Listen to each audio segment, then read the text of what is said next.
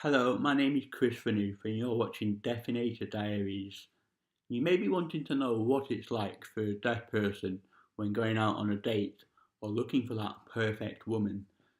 With a normal hearing person, it can always be nerve-wracking when meeting new people for the first time and worrying beforehand about your appearance, your hair, your teeth, your clothes, or even your approach. But dating with a disability such as deafness is a lot harder. Over the years, I've tried chatting on numerous online dating apps such as Tinder or Bumble, and I've always struggled to keep a conversation going because inevitably I will eventually have to disclose my hearing condition. Therefore, I always fear rejection, and that can always knock my confidence, especially when the woman I'm talking to stops responding. And it doesn't get any easier when I'm in a bar or a coffee shop.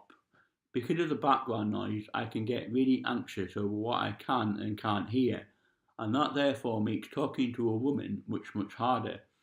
The nerves can sometimes be overwhelming, and I just simply want to get back home or to the nearest quiet spot. I also just simply think, how is a loud environment pleasant for any sort of first date experience? Some people just have natural confidence, but I wonder if they'd be completely different if they were deaf. The wider issue here is that through no fault of their own, people often don't know how to talk to a deaf person, which is why we can sometimes feel isolated, lacking in confidence, low self-esteem, and therefore unwilling to go out to places where background noise can be such a nuisance.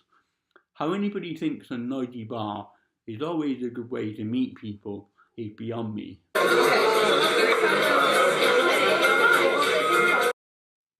There's always extra pressure on a deaf person to make an impression, as it would be in any other normal situation such as going to school, taking part in group activities, going out for drinks, meeting friends, or going to work, and dating is not really any different.